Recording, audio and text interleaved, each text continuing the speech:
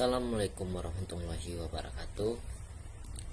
Perkenalkan, saya Hidayat Fitra dari kelompok 2 mata kuliah PCC olahraga. Di sini saya akan menampilkan tugas kelompok kami tentang perawatan dini cedera. Sebelum memasuki materi, saya terlebih dulu memperkenalkan anggota kelompok saya sendiri Hidayat Fitra, kedua Tugiman Seputra, ketiga Adil Fikri, keempat Aridwi Prasetyo, dan Muhammad Sustio. Pertama, saya akan menjelaskan pengertian perawatan dini cedera. Perawatan adalah suatu tindakan seseorang terhadap orang lain di saat orang tersebut mengalami problem kesehatan, kejiwaan, mental. Perawatan juga dapat diartikan sebagai tindakan yang diambil seseorang untuk menolong orang lain dalam keadaan darurat sebelum ditangani lanjut oleh dokter. Cedera adalah suatu akibat rasa sakit yang dirasakan sehingga dapat menimbulkan cacat, luka pada otot dan sendi pada bagian tubuh lainnya. Cedera tersebut ditandai adanya rasa sakit, pembekakan, memar, kekakuan, dan pembatasan gerak sendi pada daerah yang mengalami cedera.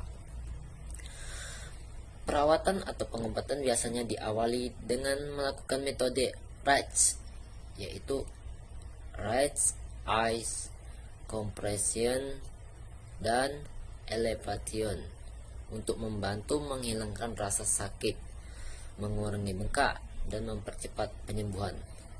Setelah diketahui tidak ada yang membahayakan jiwanya, maka dilanjutkan upaya RICE itu. RICE yang pertama tadi yaitu RICE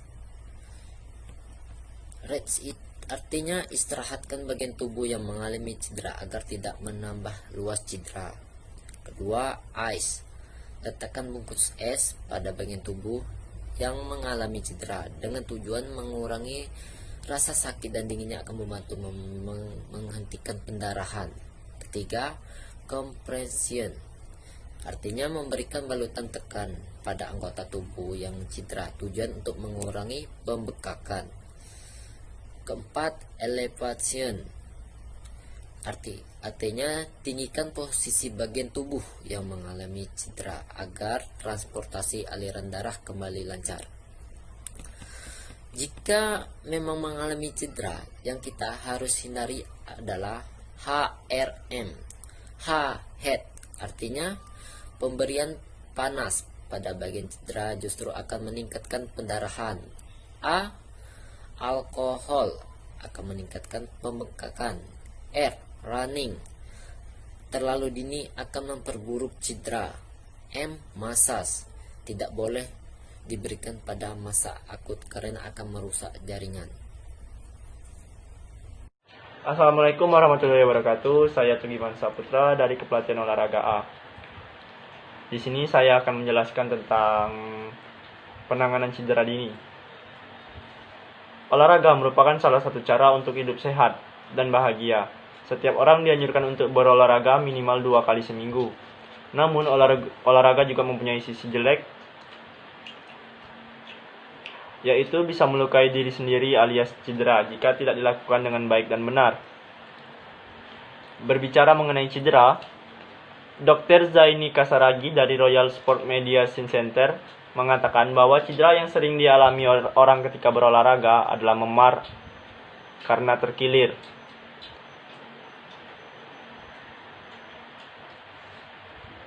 Biasanya hal itu terjadi karena ketika sebelum melakukan aktivitas olahraga, kebanyakan orang tidak melakukan pemanasan.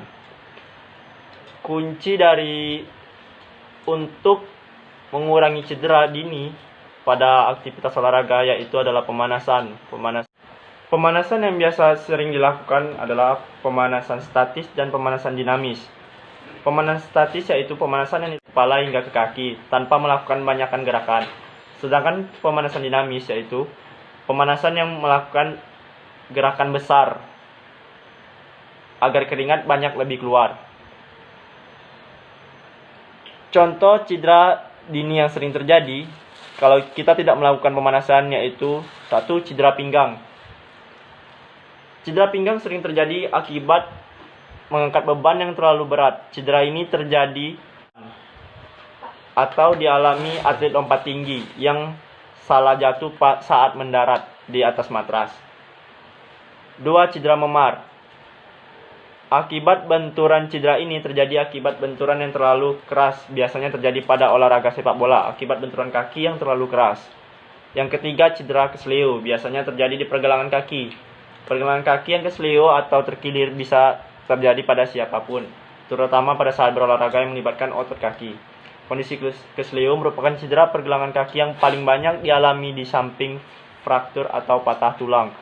Kedua kondisi tersebut melibatkan ligamen dan tulang pada pergelangan kaki.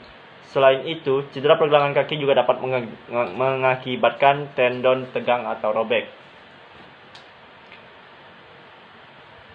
Penyebab pergelangan kaki kesleo yaitu cedera engkel atau pergelangan kaki kesleo dapat terjadi saat pergelangan kaki bergerak melebihi batas gerakan normal. Pergerakan yang melebihi batas tersebut rentan dialami saat jatuh pada posisi pergelangan kaki yang berputar, berjalan di atas permukaan lantai yang tidak rata, saat berolahraga terutama berlari, kaki terinjak saat bergerak. 4. Cedera retak tulang atau patah tulang. Keretakan pada tulang paling banyak terjadi di bagian kaki dan pergelangan kaki, akibat aktivitas yang repetitif dan terlalu sering digunakan. Walau begitu, tulang di tubuh bagian atas pun dapat mengalaminya. Kondisi ini penyebab yang umum adalah jatuh atau kecelakaan. Selain itu, ada pula faktor-faktor lain yang meningkatkan kemungkinan tulang retak. Beberapa faktor risiko tersebut meliputi 1. Perubahan mendadak pada intensitas, frekuensi, durasi, dan jenis aktivitas fisik. 2. Pernah mengalami keretakan tulang. Yang ketiga, jenis olahraga tertentu. Tulang retak rentan terjadi pada orang-orang yang beraktivitas berolahraga tertentu seperti basket, tenis, sepak bola, hoki, dan senam. Yang keempat, struktur kaki, misalnya telapak kaki yang sangat datar. Dan kelima, masalah pada alas kaki, contohnya sepatu yang sudah aus atau tidak sesuai dengan jenis kegiatan. Sekian mungkin materi yang dapat saya sampaikan. Lebih kurangnya mungkin dijelaskan dengan teman saya yang selanjutnya. Terima kasih. Assalamualaikum warahmatullahi wabarakatuh. Penanganan cedera olahraga. Cedera olahraga adalah cedera yang terjadi pada saat otot dan rangka tubuh selama olahraga akibat suatu ketidaksengajaan, kecelakaan, maupun kesalahan yang sebenarnya dapat dihindari seperti kurang pemanasan, faktor motorik, intensitas latihan yang terlalu berat, dan tingkat stres yang tinggi. Cedera olahraga paling sering terjadi yaitu kesleo, cedera lutut, otot bengkak, cedera tendon, fraktur, dan dislokasi. Apa yang harus dilakukan ketika terjadi cedera olahraga? Ketika terjadi cedera pada tubuh saat berolahraga, maka segera hentikanlah aktivitas. Tetap memaksa tubuh untuk berolahraga dan menahan rasa sakit hanya akan memperparah kondisi cedera. Pada tahap ini, bagian tubuh yang mengalami cedera akan mengalami inflamasi, yaitu terasa sakit, bengkak, berwarna kemerahan, dan terasa panas. Gejala ini menggambarkan reaksi kimia di otot, yaitu pemicuan terjadinya perbaikan di jaringan otot yang rusak. Jika tahap ini tidak ditangani dengan tepat, maka dapat menimbulkan kerusakan jaringan yang lebih parah. Pengobatan cedera biasanya diawali dengan RAS. Yaitu RAS, compression and avulsion, untuk membantu menghilangkan rasa sakit, mengurangi pembengkakan, dan mempercepat penyembuhan. Cara menyembuhkan cedera olahraga dengan terapi RAS. Istirahatkan, hentikan aktivitas sesegera mungkin. Ketika tubuh merasa nyeri merupakan hal penting. Ini karena rasa nyeri adalah pertanda telah terjadinya kerusakan pada bagian tertentu. Pada tahap ini, mengistirahatkan bagian tubuh yang cedera bertujuan untuk menghentikan luka menjadi lebih parah. yang akan menghambat pemulihan. Mengistirahatkan bagian yang mengalami cedera dilakukan dengan tindakan memberikan beban yang terlalu berat dan tekanan langsung pada area yang sakit. Dianjurkan untuk menghentikan aktivitas yang menggunakan bagian tubuh dengan cedera selama 24-48 jam. Gunakanlah alat bantu untuk meminimalisir gerakan jika diperlukan. Ice kompres. Kompres es pada area cedera berguna untuk mengurangi rasa nyeri dan pembengkakan pada jaringan yang rusak. Suhu dingin membuat area cedera menjadi lebih kebal dari rasa nyeri. Terapkan metode ini dengan menempelkan kompres es pada area yang cedera.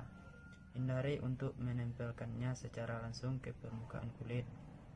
Anda dapat membalut es dengan handuk atau kain terlebih dahulu sebelum menempelkannya ke area yang nyeri. Ini untuk menghindari radang dingin atau kerusakan jaringan tubuh akibat suhu yang terlalu dingin.